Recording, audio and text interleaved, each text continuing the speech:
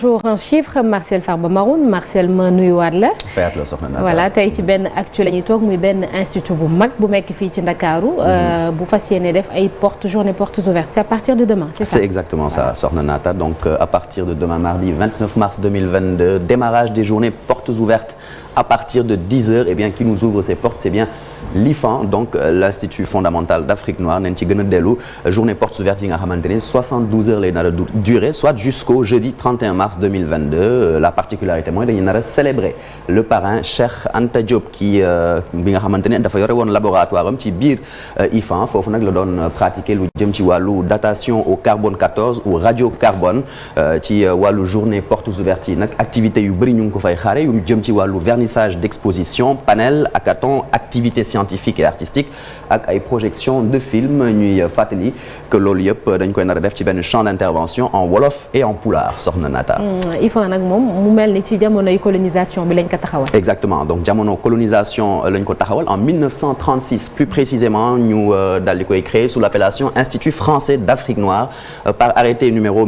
1945/E du gouverneur général de l'Afrique occidentale française AOF mu nekkoon Jules Brévier et justement sous l'impulsion d'Albert Charton inspecteur général de l'enseignement et ardent promoteur de l'IFAN dont il fut le premier directeur donc la mission première IFAN nekkoon def rek inventaire li nga xamante ni mooy jëm ci wàllu ressources naturelles ak culturelles bu Afrique occidentale française bala mu koy étendre ci Afrique noire bépp et qui dit Albert Charton doon wax ne moom science da di li nga xamante ni auxiliaire colonisation la il faut une science à l'Afrique pour que France xam Afrique ressources Afrique dans sa réalité humaine war nañ ko itam def ngir que Afrique mën a jógal boppam pour que les indigènes ñi fi nekk mën a ñi nga xamante ne dañoo jot a jàng mën a acquérir une meilleure connaissance de leur pays l'amour de leur sol qui en fera davantage encore nos collaborateurs et nos associés disait donc Albert Charton ça c'était donc la version coloniale ñu gëstu xool la version indépendance entre guillemets en 1963 donc lañu daal di intégrer IFAN Université de Dakar 66 donc mu daal di changer de nom le sigle ne va pas changer mais le nom va bien changer il deviendra donc Institut fondamental d'Afrique noire à la place d'institut français et puis depuis 1986 en hommage à Cheikh Anta Diop bi nga xamante ne dafa gaañu même année bi IFAN ñu koy tuddee IFAN Cheikh Anta Diop muy bokk nag fu mu nekk ni ci 11 établissements yi nga xamante ne université Cheikh Anta Diop le rattaché wu d'ailleurs actuellement benn institut la bi nga xamante ne dafa amaale rang de faculté au sein de l'UCAD ñuy fàttali que toujours ba ñuy changer turu institut boobu noonu mu daal di doon benn institut bu spécialisé wu ci wàllu recherche scientifique lu jëm ci wàllu sciences naturelles biologie marine vertébrés terrestres botanique etc sciences humaines archéologie histoire géographie islamologie même linguistique et anthropologie donc fu mu nekk nii am nañ juróom-benn département 16 laboratoires 44 chercheurs et environ 80 personnels administratifs et techniques d'appui à la recherche ñu yore itam ñaari laboratoires yi nga xamante ni c'est transversal le premier travaille sur le genre mu di laboratoire genre et recherche scientifique et le second s'intéresse aux changements sociaux ñu yor tamit benn laboratoire thématique de référence bu organisation mondiale de la santé moom OMS sur le traitement des eaux usées mu di donc laboratoire de traitement des eaux usées et puis ñuy fàttali également que IFAN mu ngi assurer ay publications scientifiques di defaale benn périodique ñu gën ko xamee ci bulletin de l'IFAN créé na itam ñaari musée benn ci île de Gorée musée de la mer et musée historique en tout cas ñaari île yëpp musée de la mer et musée historique ba pare di organiser tous les 2-3 ans moom IFAN ay conférences yi nga xamante ni day réunir l'ensemble des chercheurs d'Afrique occidentale. ok après les activités Marcel ñu taxaw tuuti ci nit yi jot a jiite institut bi. exactement donc njiit yi fi jot a jaar ca IFAN depuis sa création dès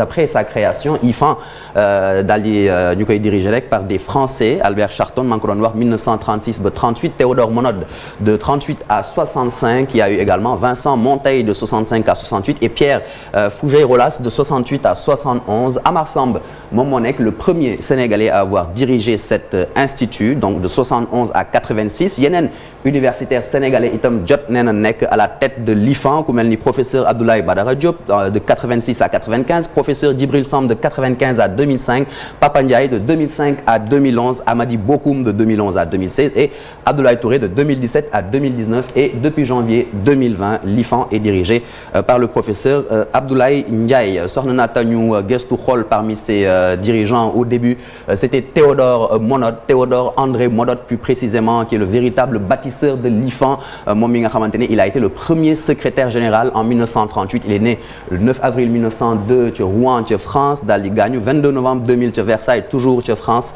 moom nag dafa daal di diriger IFAN ba atum 1968 gannaaw ba mu ñu ko nommé académie ba ñu ko nommé ci académie des sciences bu France moom nag scientifique naturaliste biologiste la woon explorateur waaye tamit érudit ak humaniste français ñu bëri considéré ko comme l'un des plus grands spécialistes du Sahara au XXe siècle et bon nombre de ses 1200 publications sont considérées comme des œuvres de référence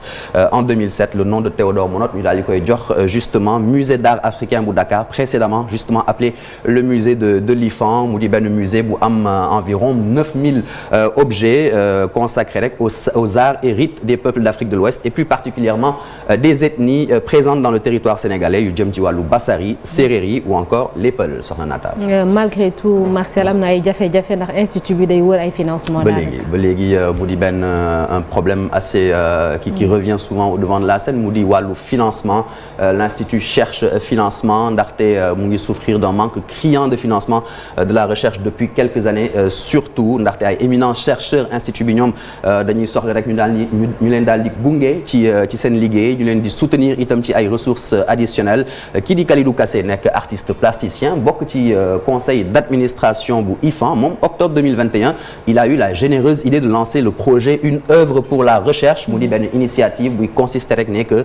ñu soutenir IFAN améliorer conditions de travail et infrastructures yuy favoriser la réussite et l'insertion professionnelle des étudiants donc muy inviter rek les citoyens les institutions publiques et privées à plus de solidarité pour la mobilisation des ressources additionnelles par l'achat de lithographie ba pare permettre rek objectif commun du projet qui vise à soutenir la recherche et l'innovation du Sénégal on espère que le message il passera. En tout cas on l'espère Marcel qu'il sera bien passé d'ailleurs merci beaucoup Marcel pour cette leçon d'histoire encore une fois jërëjëf léegi dañuy jàll ci leneen muy de quoi est-il le nom.